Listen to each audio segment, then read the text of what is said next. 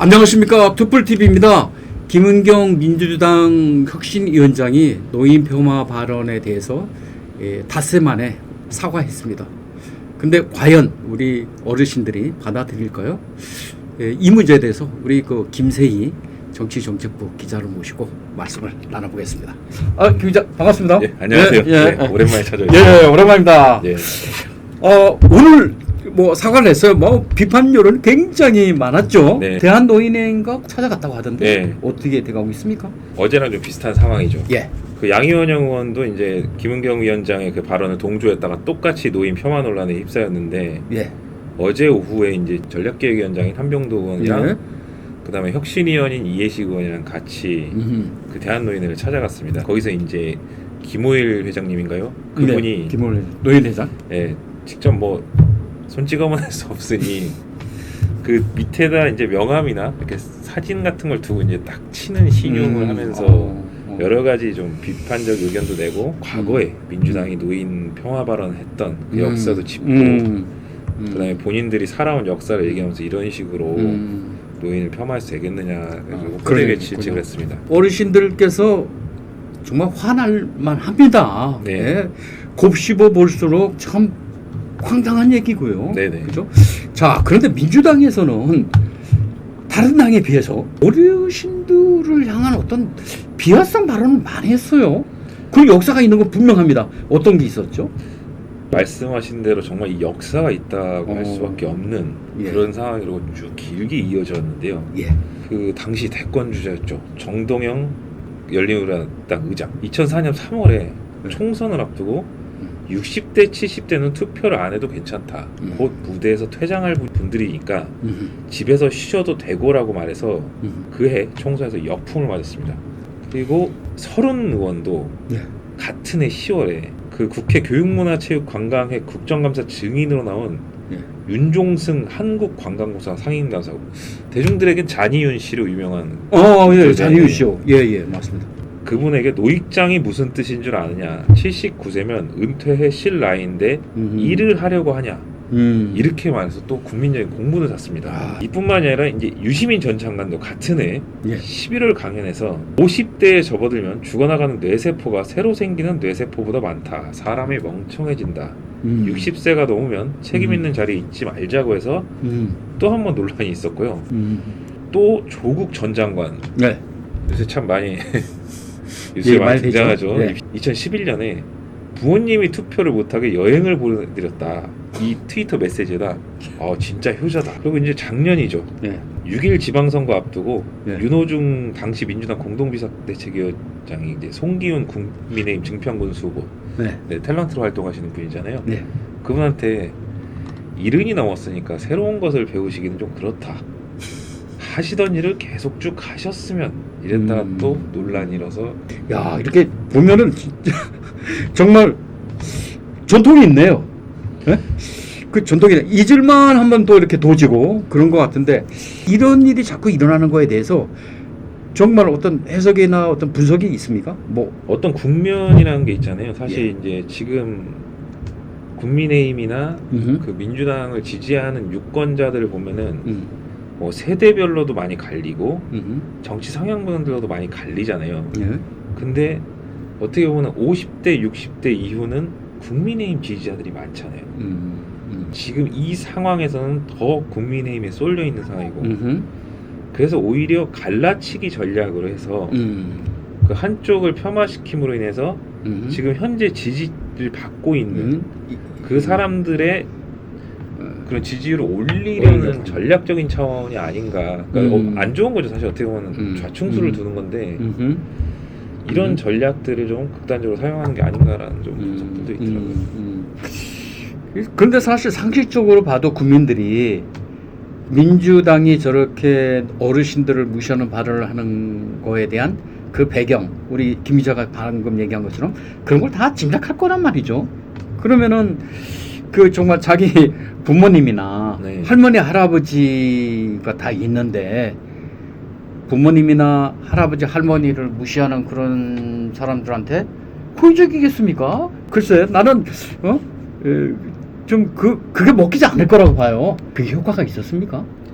아니, 없었죠? 효과가 있지 없었죠? 않았어요. 예를 들어서 음흠. 중도 표심 같은 경우에는 음흠.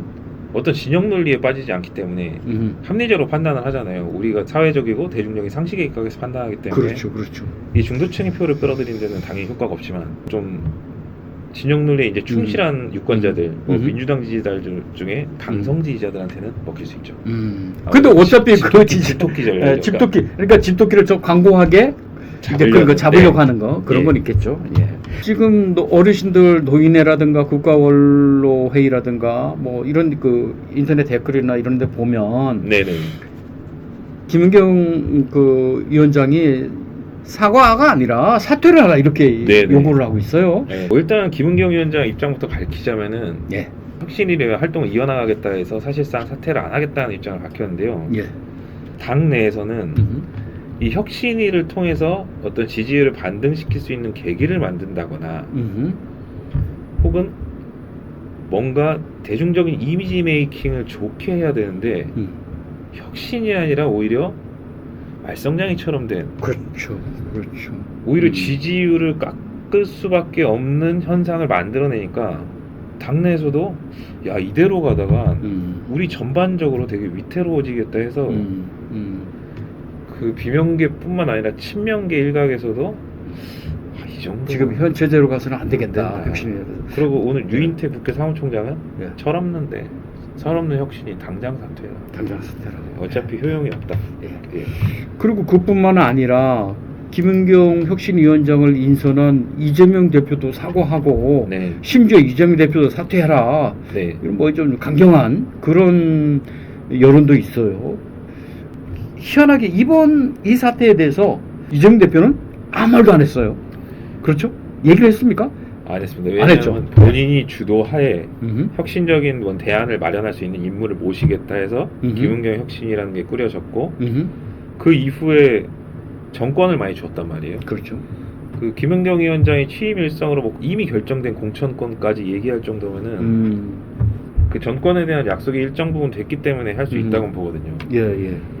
그렇게 자기가 힘을 실어서 만드는 혁신위가 이재명 대표를 둘러싼 리스크가 있는 상황에도 사고를 친단 말이에요. 그렇죠. 그러니까 본인 입장에서는 뭔가 할 말이 없는 거일 수도 있죠. 그렇죠. 뭐 얘기할수록 또 그 시선이 또 자기한테 오니까 일부러 이제 피한 것 같기도 한데 혁신위가 가동이 되고 나서도 몇 가지 이제 혁신 제안이 있지 않았습니까? 예를 들면 불체포 특권을 하자. 네. 그리고 뭐 여러 가지가 있었는데 그런데 혁신위원장이면 당의 어떤 어떤 새로운 분위기를 진작하고 이렇게 당을 좀 한 군데로 모아서 네. 내년 이제 총선도 있고 하니까 힘을 결집하는 그런 역할을 해야 되잖아요. 네. 그런데 이낙연 전 대표가 정치 활동을 재개한다고 하니까 개파 정치나 이런 데에 의존해서 정치를 하려고 그러면 그것은 구태다.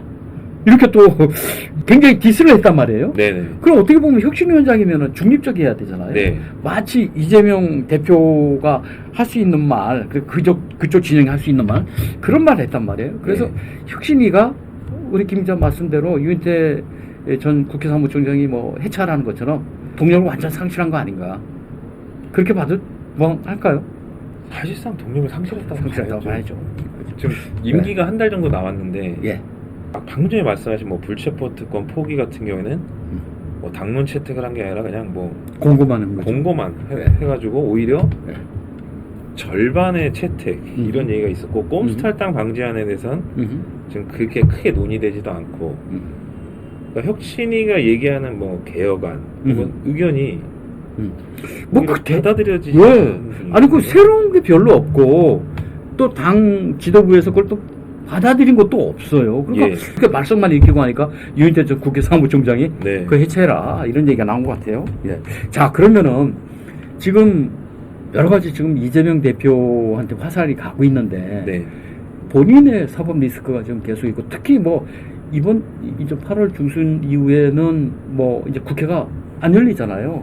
지금 회기가 아닌데 그러면은 검찰이 지금 여러 가지 대북 불법 송금에 대한 증거나 이런 걸 가지고 있다고 뭐 증언도 있고 증거도 있다고 이렇게 장담하는데 뭐 구속영장 신청까지도 얘기되지 않습니까?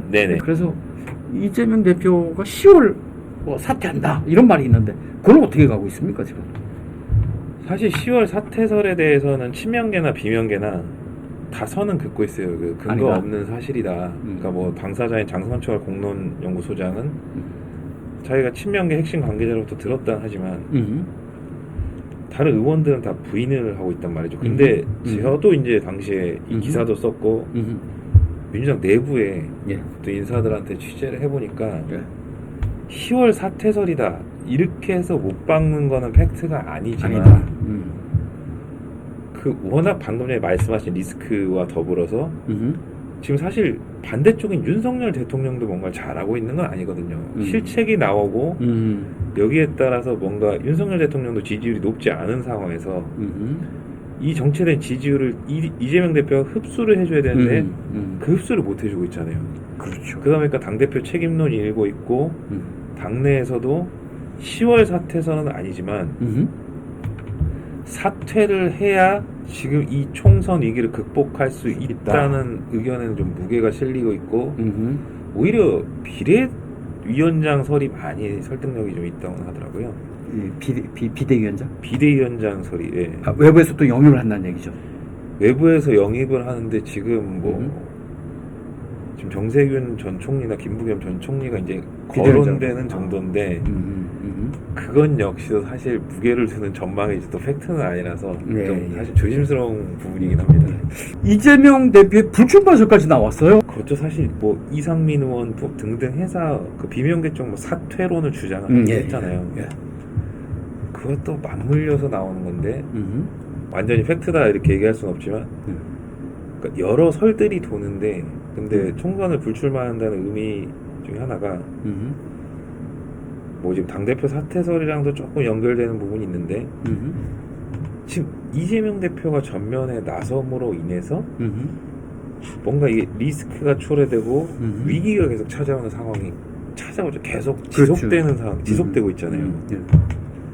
그렇기 때문에 정치 전면에서 만약에 물러나게 되고 여기에 다른 타자를 세우서 이 위기를 극복을 하면은 이 대표 역시 또 기회를 얻을 수 있다는 거예요. 근데 이번에 총선에서 패배하면은 이 대표 입장에서 사실상 정치 생명이 좀 끝나는 수도 거죠. 있는데 이 사퇴를 해가지고 일선에서 물러나서 뭔가 대안을 마련하고 하면은 그 당연히 직접적인 공은 뭐 그 당시 비대위원장이나 선대위원장을 뛰는 사람이 그걸 공을 차지하겠지만 뒤로 물러나 이 대표에 대한 호평도 나올 수 있기 때문에 오히려 뒤에 기회를 좀 노리는 게 낫지 않느냐라는 차원에서 나오고 있는 얘기가 굉장히 리스크가 큰 네. 그리고 결단을 해야 될 그렇죠. 그런 과제네요. 네. 이 모험을 거는 거 아니에요. 그죠? 하여튼 오늘 이 3일 오후 네. 김은경 혁신위원장이 이제 그 어르신들께 직접 찾아가서 사과를 하고 그리고 이제 뭐 사퇴해설까지 나오는데 그걸 한번 지켜봐야 되겠습니다. 네네. 예, 계속 뭐 좀 정보를 좀 취합해 주시고요. 다음에 또 뵙겠습니다. 예, 오늘 고맙습니다. 감사합니다. 예, 예. 오늘은 김은경 민주당 혁신위원장의 그 노인평화 발언 관련해서 사과를 이제 5일 지나서 오늘 했는데요. 뭐 사퇴서까지 있는데 앞으로 또 추이를 더 지켜봐야 되겠습니다.